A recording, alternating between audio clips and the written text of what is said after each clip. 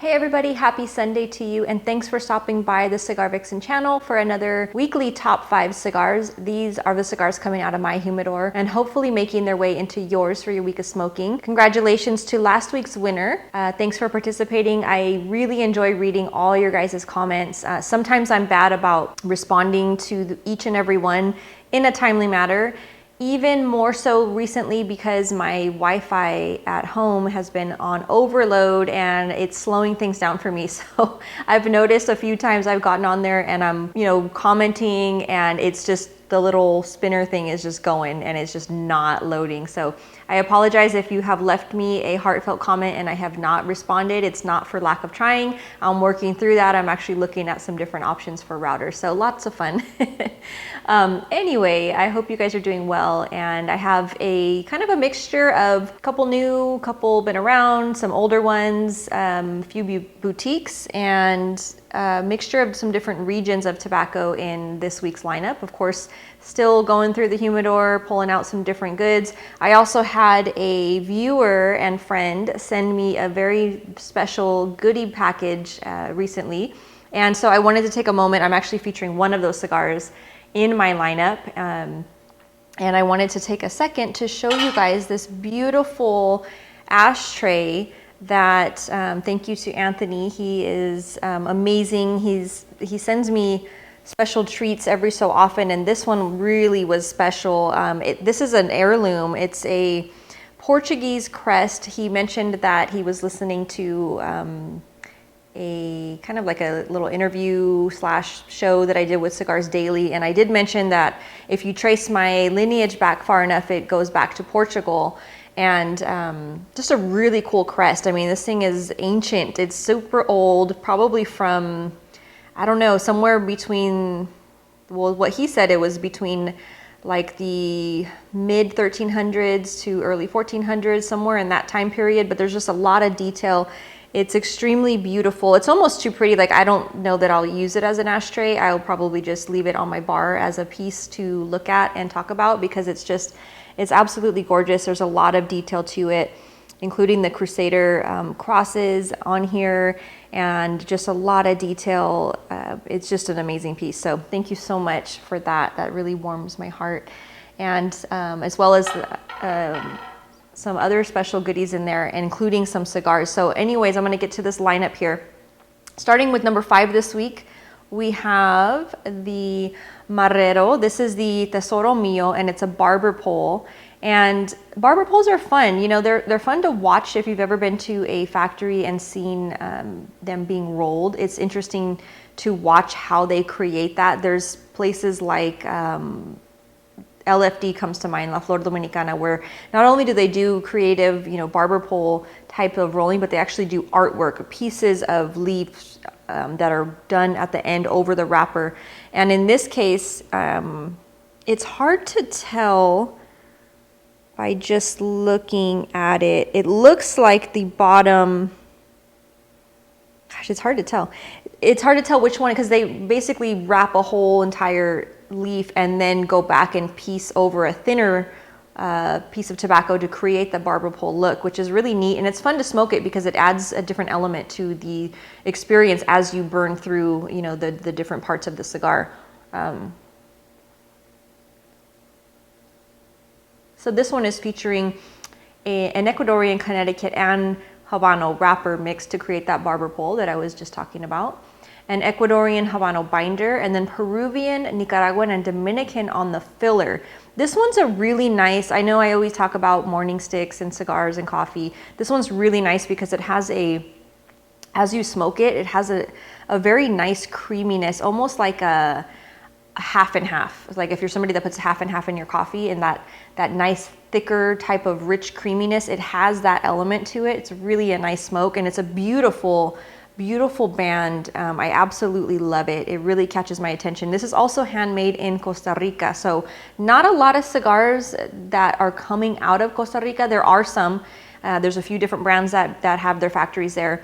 So this one comes to mind right away because they make their cigars there, and I don't have a ton that I feature, that I have in my humidor that are coming from some of these different regions. So this is kind of a unique one in that regard, but really, really nice detail on the band and just a beautiful cigar. Again, that nice, heavier, creamy background, kind of a light roast coffee flavor profile. You get a little bit of there's a subtle black pepper to it, and then almost has a little bit of an herbaceousness to it. So some kind of sage is too strong, but there's a slight underlying herbal feel to it. It's not really, really strong, but it's more so, again, with the creamy and those little nuances of a lighter roast coffee with this particular stick, but really nice offering.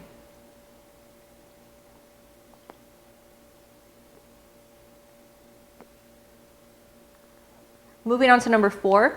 This is a newer release, kind of. It's a newer, vamped up offering on the Onyx line.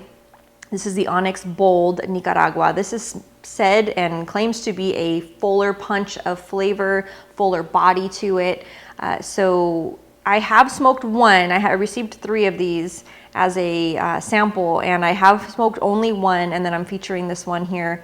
And then I'm going to plan on smoking another one. I actually had a little care package that they sent out that had a little bottle of like a mini rum, that Kraken rum, a piece of dark chocolate, Ghirardelli dark chocolate, this cigar, a hat, a cutter, and a little lighter. So I'll show you guys those things in a different one. I'll probably do a review of this one separately.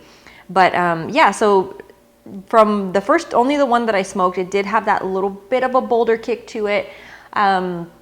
It does feature a San Andres wrapper, which I love, a Nicaraguan binder, and then Nicaraguan and Dominican on the filler. So I picked up, again, on that one time I smoked it, I picked up kind of a white pepper, a charred oak in the background, little bits of not sweet chocolate, but more of that bitter dark chocolate, and then some leather nuances, especially in the aroma, obviously, with the leather, picking up those. But very nice. It's a good offering. And again, I'm going to revisit this with a full review and kind of break it down a little bit more for you guys. So stay tuned for that.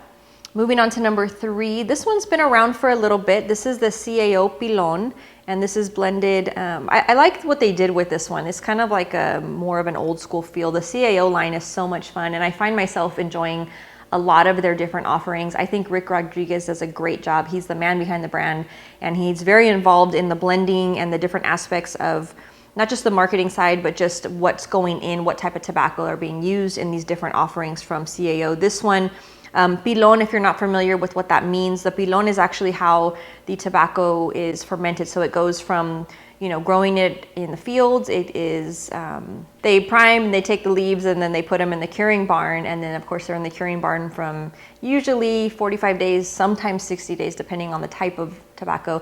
Then it goes into these piles, which are called pilones, plural. A pilon is one, it's a large pile of tobacco, and that's how the tobacco is being fermented. And so I like how they kind of paid homage to that style. It's unique to see how different people do it different ways, but it's somewhat similar in that they're stacked, and then of course depending on the type of tobacco and what level. I mean, there's so many different variables to kind of give it just a general overview, but basically it's kind of like the cooking of the tobacco without it really being cooked. It's just, it heats up, and then they go in and they move it around and they shake it out sometimes, and they reposition all throughout this time period. And again, that process, it varies depending on, again, if it's a Maduro wrapper, if what region it's coming from, who's doing it. There's lots of different factors, but if you walk into a fermentation room and you see these pilons, they're really something special. And the smell when it hits you, depending on how long they've been in there, sometimes the ammonia is really strong, other times it's been in there for a while, but it's a very warm room, and the aroma that comes from there is really special. So I love that they did that, with kind of just going back to that theme. And this one actually gives you a lot of information about the cigar blend right on the wrapper, which is cool. It's almost like when you go into there and you see the pilones, they have like a little chart on a lot of them that tells people exactly what it is. They actually take temperature checks and all these different things. So this is actually, I think, supposed to represent kind of sort of what that looks like. Of course, this is a little more commercialized with it has the size. It tells you this is a 5x52 Robusto. It has Rick Rodriguez's name on here, and then it tells you actually the blend. So it tells you the wrapper is a Habano Ecuador, Nicaraguan binder, and Nicaraguan on the filler as well.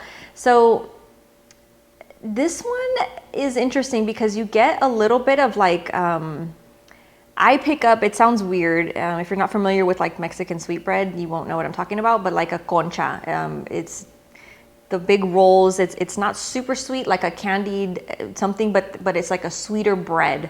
It kind of has a little bit of that in there. It reminds me of that when I smoke it. So again, another one that's excellent with coffee.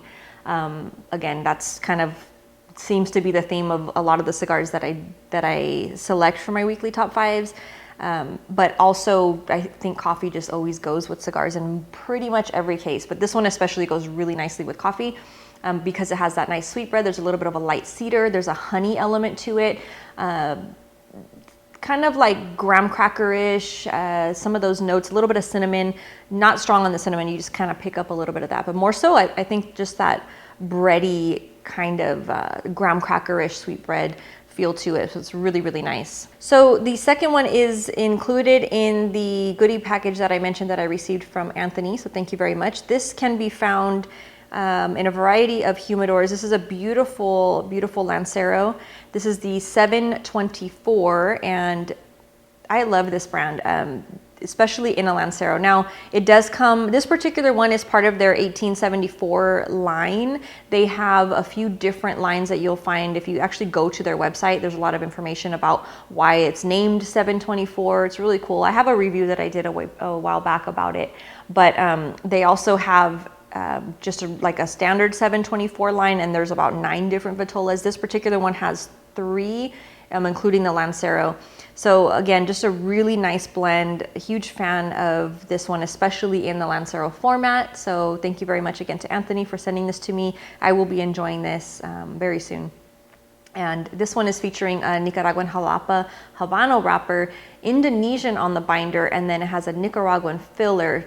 So this one gives you, to me, I pick up like the vanilla cookie, vanilla wafer, black pepper in the background, little bit of cinnamon, definitely has that sweeter, creamier underlying profile, which again, you could put it with coffee. You knew I was going to say it. But you could also do it without. You could do it with, you know, with an adult beverage of choice, maybe a rum, something like that if you wanted to. But again, this is just a beautiful offering, made very well. I love the little pigtail on it. Has the triple cap and just a beautiful rolled lancero. Very, very nice. So definitely a fan of this one. And that brings me to my number 1 cigar, which unfortunately I was talking too long and it went out, but it does have this nice, beautiful ash to look at. And this is the, from Dumbarton Tobacco and Trust. This is the Sin Compromiso. Huge fan. I haven't smoked anything that has come out of Steve's hands that I didn't like so far, knock on wood, because he has a beautiful lineup. And I love his cigars because he is not a bullshitter. He makes his cigars the way that he likes them, the way that he wants to smoke them, and he has no problem telling you that. And I like that. I respect it. Again, I have yet to smoke something from you know, any of his lineup that I haven't liked. And this is a really nice one. It's a little bit richer. You know, it's hard to compare. This one to me has a little bit more of a meatier feel to it, if that makes sense. So this one is a great one for me personally. After dinner, after a nice meal, it's not that it's super strong. It is heavier in flavor, but it's very robust. But you do pick up kind of both of the sweet and the spicy elements to it. Again, it has that meatier profile. You do have like a cocoa bean kind of mixed around in there. You get more of a sharper, darker roast espresso type of bean in the background as well. There's an underlying woodsy profile that kind of creeps in and out as you smoke it. The blend itself, I mean, it has that beautiful Mexican San Andres wrapper, which again, I love. That brings a whole nother element to the table as far as flavors. You get the little, like the grittier cinnamony, earthy mixture with that particular leaf, I find, and I just really, really enjoy this cigar. So I've been smoking a lot of these in the evening, and it goes really well. Again, I'm a rum drinker, so I love to pair this with just a neat, you know, little glass, almost like a cognac style, but with rum. You can also do this with a bourbon. I've done a couple, you know, bourbon, not necessarily, you know, formal pairings with it or anything, but just kind of playing around with some different stuff. Again, I'm not a huge drinker, but in the evening, I like to have, you know, a small pour of something, you know, a couple fingers deep, and just enjoy a nice cigar with it. And this is a great evening after dinner relaxation smoke. So hopefully you've had a chance to try it. And if you haven't, I don't know what you're waiting for. I'm posting links, or I'll include links rather, in the body of this video so that you guys can hopefully find all of these cigars a little bit easier. I've been trying to do that more often for you guys. And hopefully that helps you guys to locate these cigars. If for those of you who can't find them in your brick and mortar, always check your brick and mortars first. And then if you can't find them, you can use those online resources that I'm posting in the links there. But as always, thanks so much for tuning in. I hope you guys have a fabulous week and stay safe and blessed. Cheers.